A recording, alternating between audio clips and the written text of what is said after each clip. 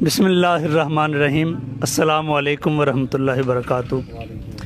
ناظرین اکرام، ہفتہ وار live programme نور ایمان میں ایک مرتبہ پھر آپ کی خدمت میں حاضر ہیں، اور آج ہم ایک اللہ والوں کی بستی میں موجود ہیں، اور یہ جو ہمارا خطہ ہے برصغیر پاک و ہند، اس کا تعلق اللہ والوں کے ساتھ ہے، کیونکہ اشاعت دین میں اللہ والوں نے کردار ادا کیا۔ آج ہم مسلمان ہیں تو اولیاء اللہ کی تبلیغ کے ذریعے آج ہم مسلمان ہیں، اور آج ہم اس بستی کے اندر موجود ہیں جس بستی کے متعلق مصلح امت پیر سید حسین الدین شاہ صاحب فرماتے ہیں کہ یہ چھوٹی سی بستی ہے، لیکن یہ بستی بڑی روحانی بستی ہے، جس کا نام جیندر شریف ہے۔ اور اس جیندر شریف کی نسبت کس کے ساتھ ہے؟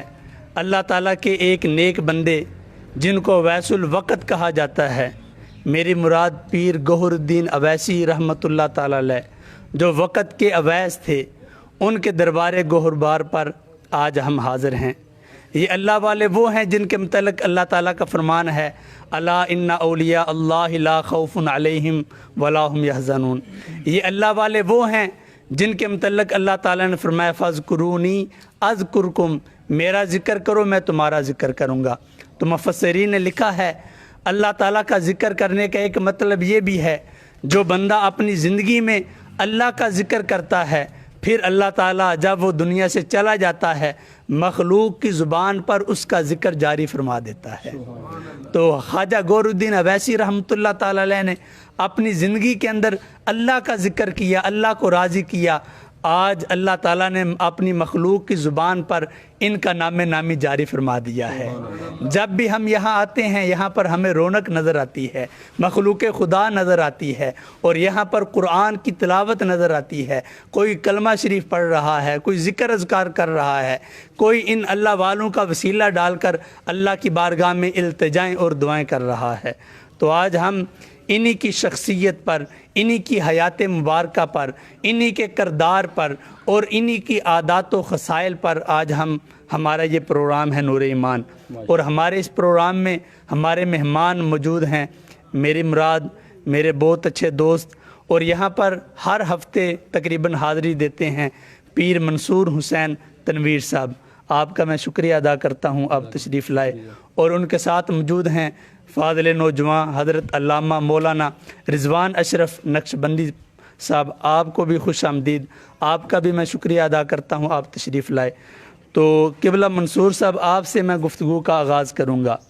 خواجہ صاحب کا تعارف پیش کریں، کب آپ کی ولادت ہوتی ہے اور کہاں پر آپ کی ولادت ہوتی ہے؟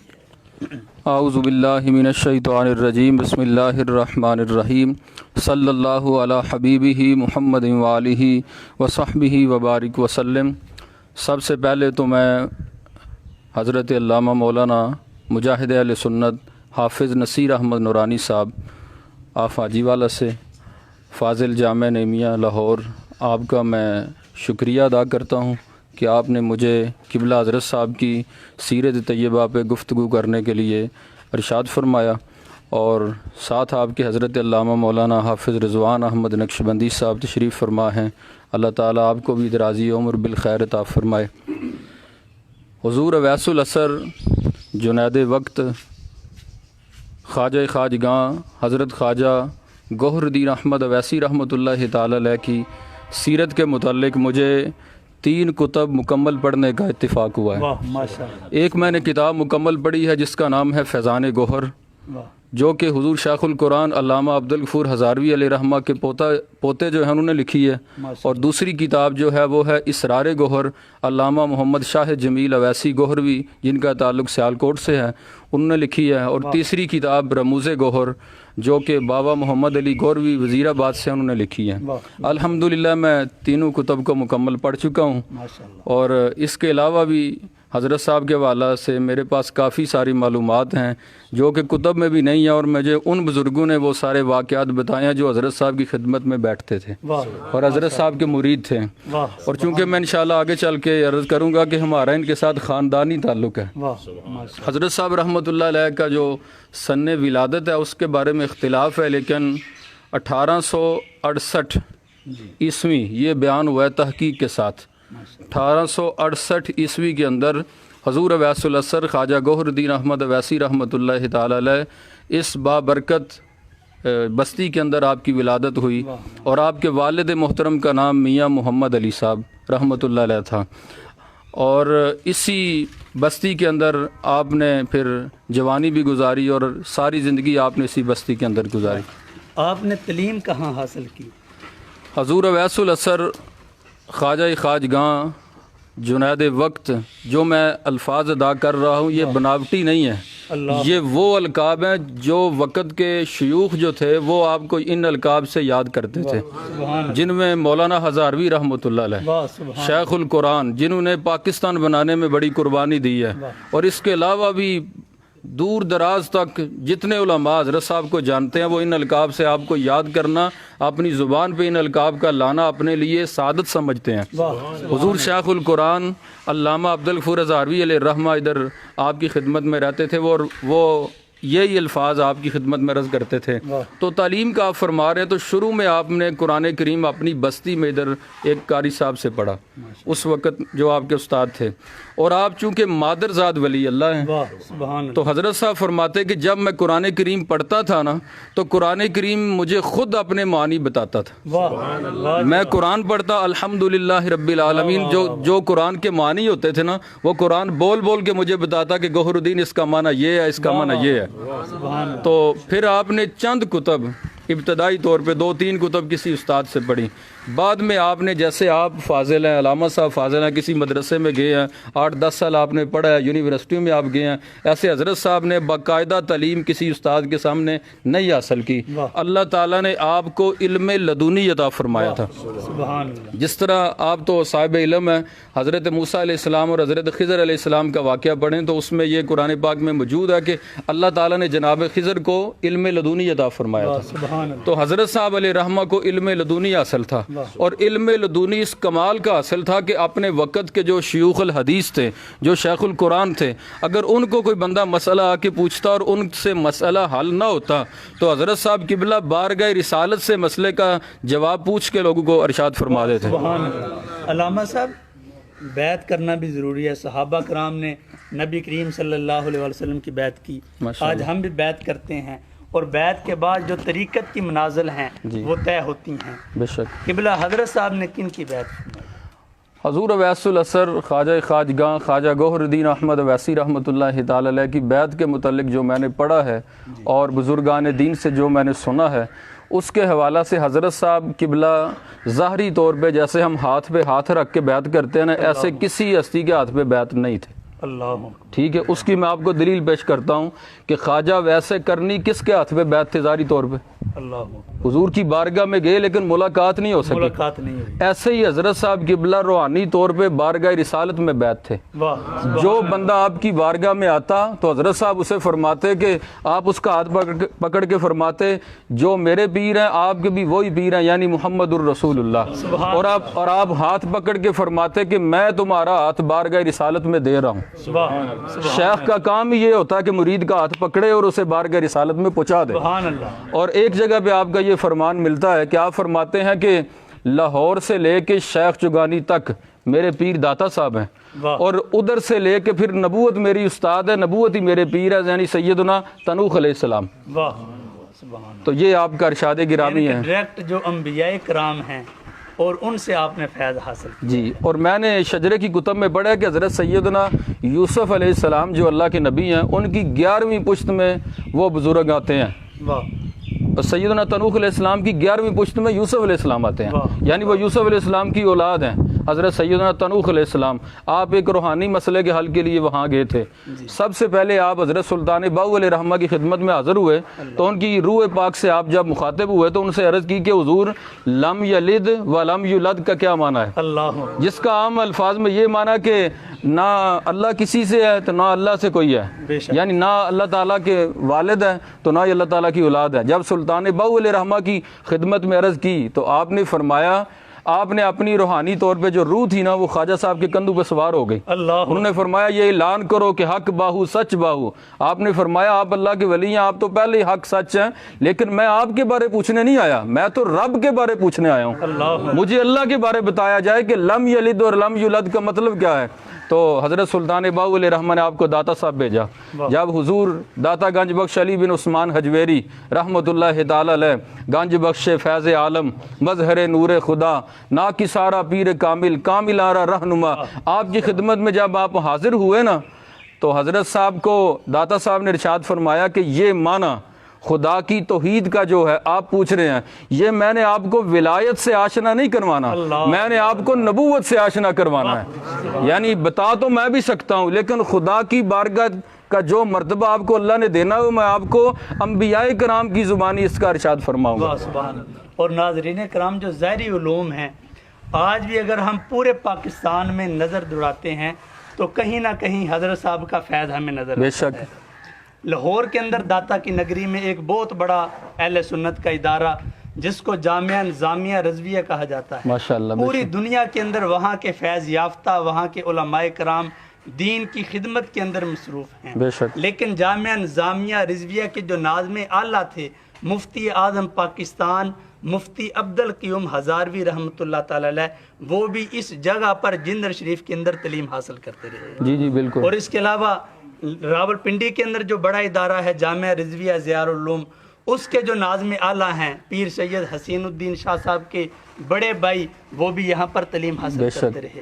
تو علامہ صاحب آپ سے میرا سوال ہے, یہاں پر جو مدرسہ قائم تھا اس کا آغاز کب ہوتا ہے؟ حضور اویس الاثر خواجہ خواجگاں خواجہ گوہر الدین احمد اویسی رحمۃ اللہ تعالی علیہ کے عالم شباب میں اس کا آغاز ہوتا ہے. اور میں یہ آپ کو بتانا چاہتا ہوں کہ حضرت صاحب کی جو روحانی تربیت ہے نا وہ حاجی والا سے شروع ہوئی ہے. حاجی والا کے ایک بزرگ تھے اللہ ودایا رحمۃ اللہ علیہ, کتاب میں ان کا یہ نام آیا ہے. حضرت صاحب دن کو ادھر اپنے کام کاج میں کھیتوں میں مصروف رہتے, رات کو میاں اللہ ودایا رحمۃ اللہ علیہ کے پاس حاضر ہوتے, شب بیداری کرتے. آپ نے جو سلسلہ اپنا شروع کیا نا روحانیت کی طرف, وہ حاجی والا سے شروع کیا. اوان شریف میں بعد میں آپ گئے ہیں, پہلے حاجی والا سے ابتدا ہوئی ہے.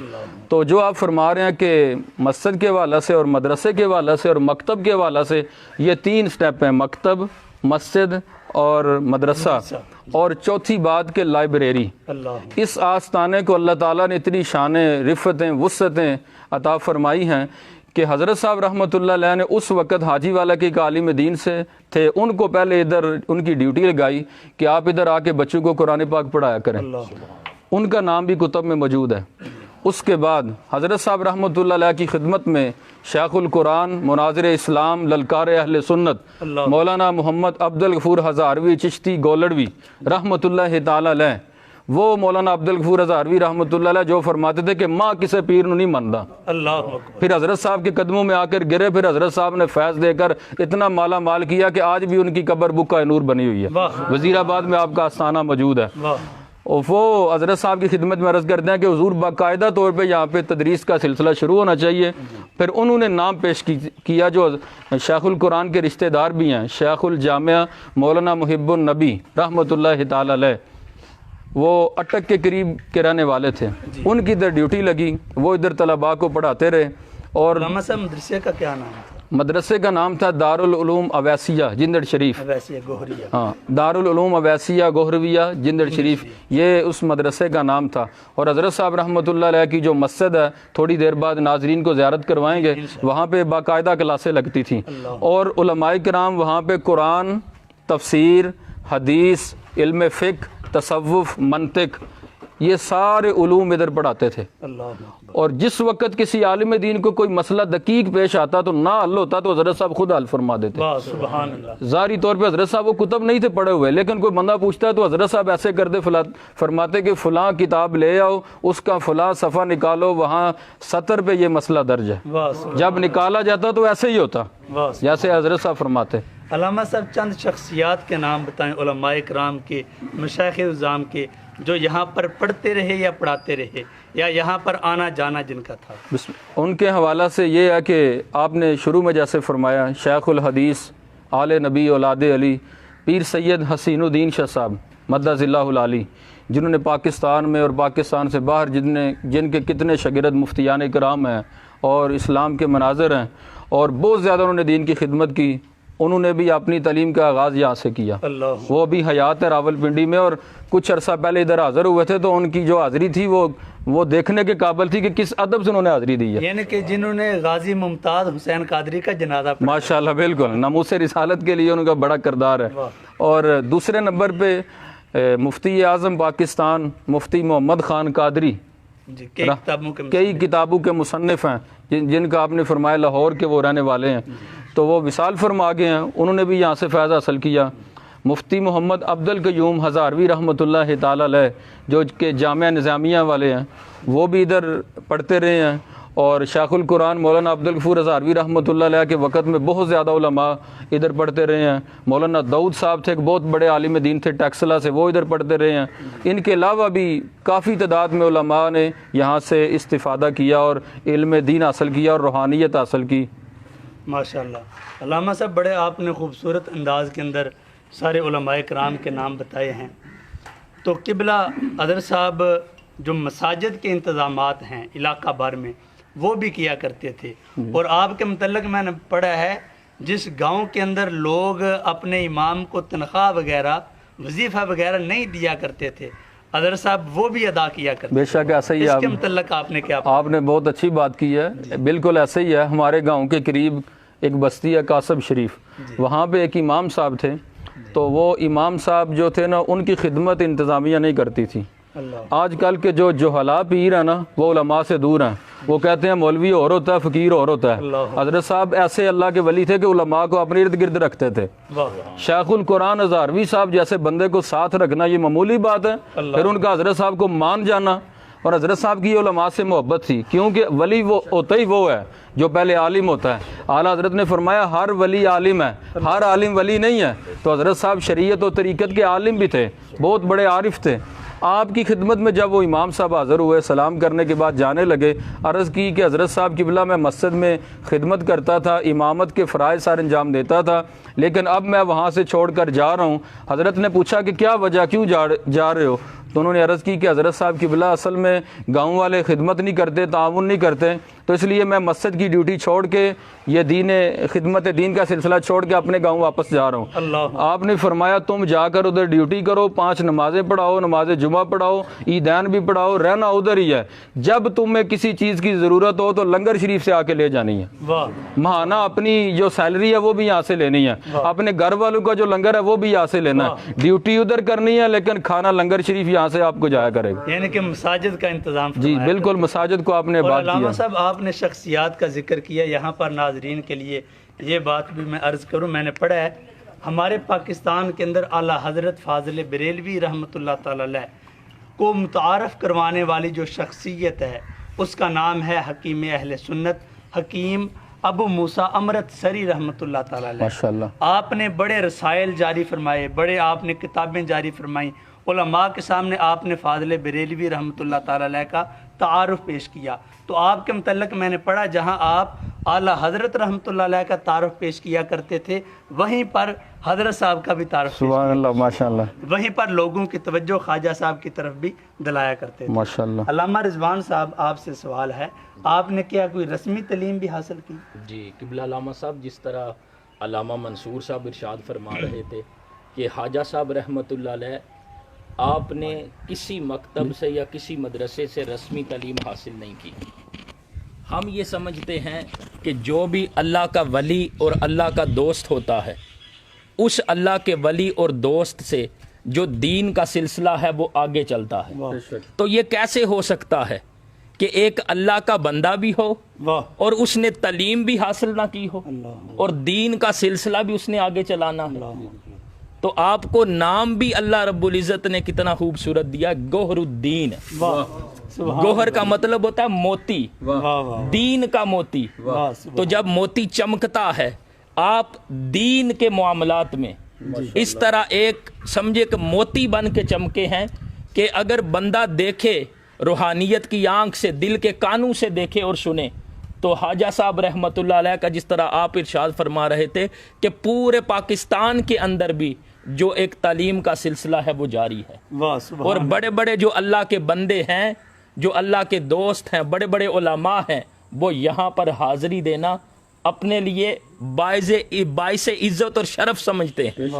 تو آپ نے جو دین کی تعلیم ہے، چونکہ نام بھی ایسا ہے کہ حضور غوث العظم